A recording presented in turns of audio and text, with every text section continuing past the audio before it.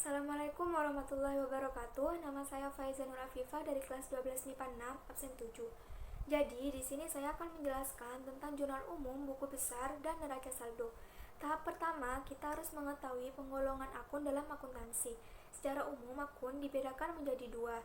Yang pertama, akun real atau tetap, yaitu akun yang dilaporkan dalam neraca. Terdiri dari 3 akun besar, yaitu harta, hutang, dan modal. Yang kedua adalah akun nominal atau sementara, yaitu akun yang dilaporkan dalam laporan laba rugi, terdiri dari 2 akun besar, yaitu pendapatan dan beban. Tahap kedua, kita harus mengetahui saldo normal dari masing-masing kelompok akun. Saldo normal akun harta dan expense atau beban adalah debit, sedangkan saldo normal akun modal, income atau pendapatan, dan hutang adalah kredit. Pada poin harta, jika bertambah berada di debit, dan jika harta berkurang berada di kredit. Pada poin utang, jika utang bertambah maka pencatatannya berada di posisi kredit, dan sebaliknya jika utang berkurang maka pencatatannya berada di debit. Pada modal, jika modal bertambah maka berada di kredit, dan jika modal berkurang berada di debit.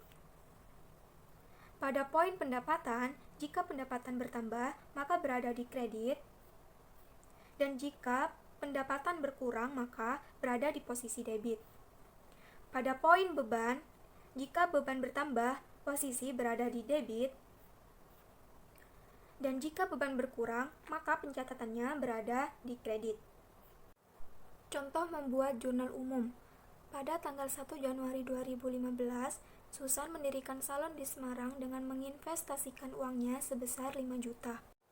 Dari transaksi tersebut, akun yang dipengaruhi adalah kas yang bertambah senilai 5 juta dicatat dalam debit, dan modal yang bertambah senilai 5 juta rupiah dicatat dalam kredit.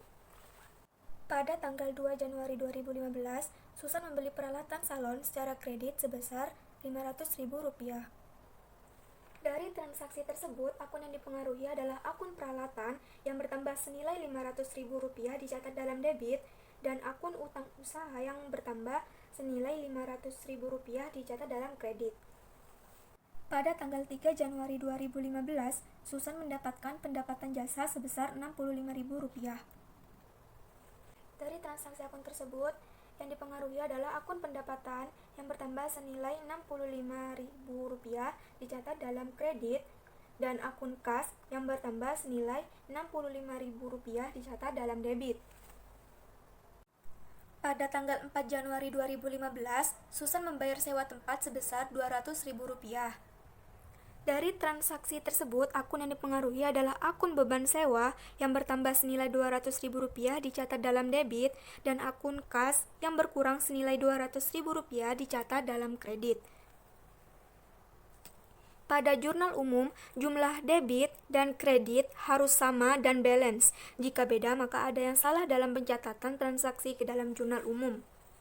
Membuat buku besar. Setelah transaksi dicatat dalam jurnal, langkah selanjutnya adalah memindahkan semua jurnal ke dalam rekening masing-masing dalam buku besar.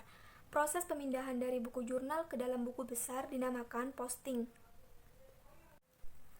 Sisi debit pada sebuah rekening pada jurnal diposting ke sisi debit pada buku besar rekening yang bersangkutan. Sebaliknya, sisi kredit pada jurnal akan diposting ke sisi kredit pada buku besar. Keterangan diisi dengan nama kejadian atau transaksi yang mempengaruhi rekening yang bersangkutan. Pada kolom ref, masukkan kode sesuai dengan jurnal beserta halaman jurnal. Misalnya, jurnal umum halaman 1, maka di kolom ref diisi JU1. Pada kolom saldo, masukkan total saldo yang telah diperhitungkan dengan rumus debit ditambah debit, kredit ditambah kredit, debit dikurangi kredit. Nomor perkiraan diisi sesuai dengan kode rekening yang bersangkutan. Selanjutnya adalah membuat neraca saldo. Neraca saldo disusun setelah semua jurnal diposting ke buku besar. Neraca saldo adalah daftar yang menunjukkan hasil akhir, saldo debit dan saldo kredit dari buku besar setiap rekening. Aktiva, utang, modal, pendapatan, dan beban. Penyusunan rekening-rekening dalam neraca saldo berdasarkan suatu susunan yang ditentukan. Susunan pertama adalah rekening real, dan susunan berikutnya adalah rekening nominal. Pengisian posisi saldo debit dan kredit berdasarkan saldo normal dari masing-masing rekening. Kode rekening diisi sesuai dengan nomor penggolongan kode rekening. Contoh neraca saldo salon Susan. Sekian dari saya, kurang lebihnya mohon maaf. Assalamualaikum warahmatullahi wabarakatuh.